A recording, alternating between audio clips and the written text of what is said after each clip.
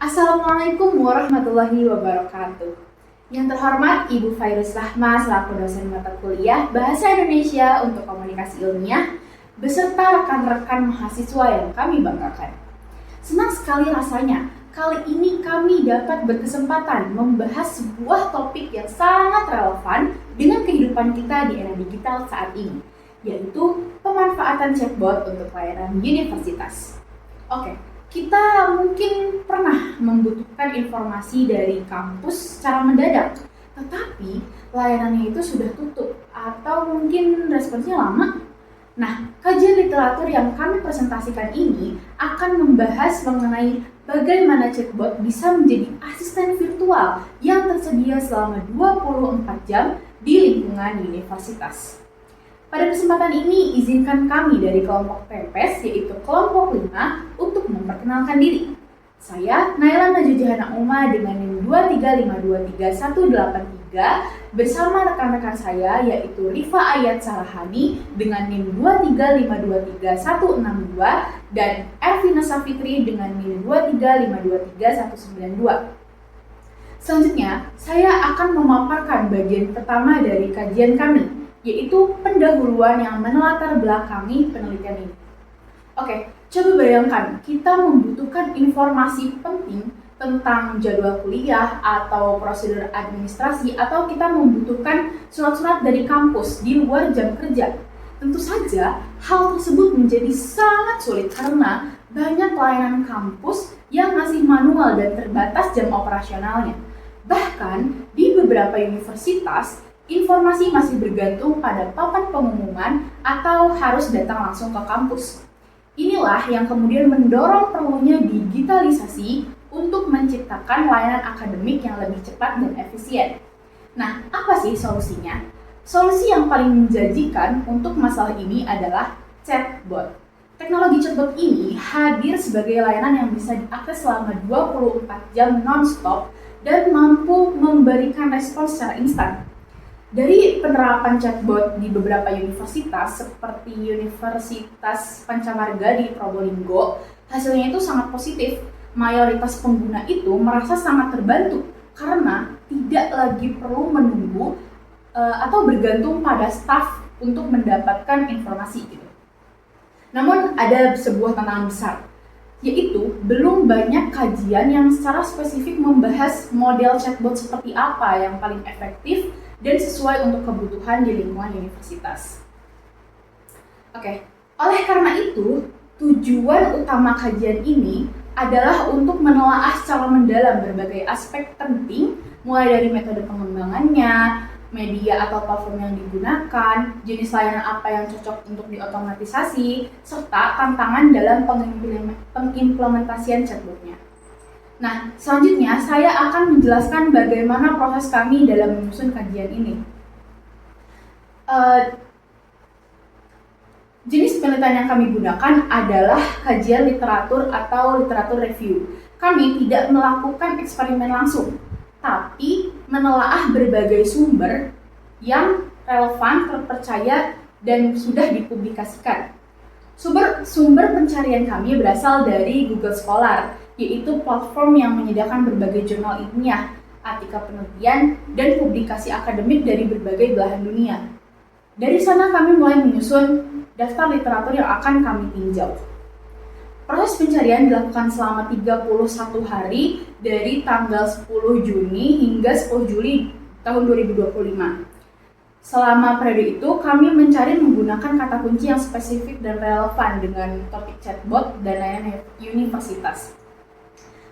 Setelah semua data terkumpul, itu kami tidak langsung menganalisis semuanya. Kami melakukan proses seleksi yang dapat dilihat pada tabel di samping. Nah, kami melakukan penyortiran yang ketat dengan kriteria inklusi dan eksklusi. Literatur harus terbit setelah tahun 2021 dan wajib membahas secara eksplisit tentang metode, media, atau jenis layanan chatbot di universitas. Literatur yang tidak memenuhi syarat-syarat tersebut atau pembahasannya itu terlalu umum, kami keluarkan dari analisis. Dari total 26 literatur yang kami kumpulkan awalnya, proses seleksi ini itu menyisakan 17 literatur yang paling relevan untuk dianalisis lebih dalam. Nah, dari analisis mendalam terhadap ke-17 literatur itu, kami menemukan berbagai temuan yang menarik. Untuk penjelasan lebih lanjut mengenai hasil temuan dan pembahasannya akan dilanjutkan oleh rekan-rekan saya. Baik, di sini saya Rifayan Sarahani dengan NIM 235233162 akan menjelaskan mengenai hasil dan pembahasan dari kajian literatur pemanfaatan chatbot untuk layanan universitas. Yang pertama, metode pengembangan chatbot. NLP atau yang dikenal sebagai Natural Language Processing merupakan metode yang paling banyak digunakan karena kemampuannya dalam memahami dan merespons bahasa alami secara fleksibel walaupun memerlukan data pelatihan yang besar dan kompleks. Yang kedua, ada metode TF-IDF atau Term Frequency Inverse Document Frequency. Metode ini digunakan karena bersifat ringan dan cepat dalam mencocokkan kata kunci, meski kurang efektif dalam memahami konteks percakapan secara menyeluruh. Sementara itu, metode RNN atau bisa disebut Recurrent Neural Network merupakan bagian dari deep learning yang unggul dalam mempelajari pola data berurutan dan mempertahankan memori percakapan secara menyeluruh. Ada juga metode MLP atau Multi-Layer Perceptron. Metode ini digunakan untuk klasifikasi pertanyaan sederhana dan terbukti memberikan akurasi yang baik. Yang kedua adalah media chatbot. Pemilihan media sangat memengaruhi kenyamanan pengguna, kecepatan akses, serta kemudahan integrasi dengan sistem akademik. Hasil kajian menunjukkan bahwa media berbasis web menjadi pilihan yang paling populer karena dapat langsung terhubung dengan sistem akademik seperti Siakat. Selain itu, Telegram juga banyak digunakan karena fleksibel, API-nya terbuka, dan mudah diimplementasikan oleh pengembang, serta kemampuannya dalam menangani banyak permintaan secara bersamaan. Di sisi lain, WhatsApp dipilih karena aplikasinya sudah sangat umum di kalangan mahasiswa, meskipun pengembangannya menghadapi tantangan dari sisi keterbatasan API atau kebijakan privasi. Web dinilai lebih unggul dalam integrasi dengan portal kampus, meski tingkat interaksinya lebih rendah dibanding aplikasi. Selanjutnya, yang ketiga adalah jenis layanan yang diotomatisasi. Yang paling sering diotomatisasi dengan chatbot meliputi layanan penerima mahasiswa baru atau PMB, layanan akademik, dan layanan sekretariat. Layanan PMB banyak dipilih karena dapat mengurangi beban kerja staf dengan menjawab pertanyaan calon mahasiswa secara otomatis. Untuk layanan akademik, chatbot berbasis NLP terbukti efektif memberikan jawaban terkait jadwal kuliah, prosedur kartu rencana studi atau KRS, hingga lokasi kelas dengan tingkat akurasi yang tinggi. Sementara, layanan sekretariat seperti informasi sertifikasi, pindah peminatan, dan persyaratan akademik lainnya juga sangat cocok diotomatisasi karena bersifat rutin dengan struktur informasi yang jelas. Implementasi MLP sebagai metode klasifikasi jenis permintaan menjadi contoh penerapan yang relevan untuk layanan ini. Baik, saya Ervina Safitri dengan NIM 235233192 akan melanjutkan pembahasan ke bagian 4, tantangan dalam pengimplementasian chatbot di universitas. Pada bagian ini, saya akan membahas 3 tantangan utama dalam implementasi chatbot di lingkungan universitas. Pertama, keterbatasan pemahaman konteks dan ambiguitas. Chatbot, terutama yang berbasis NLP, masih kesulitan dalam memahami pertanyaan yang ambigu atau konteks percakapan yang berubah-ubah.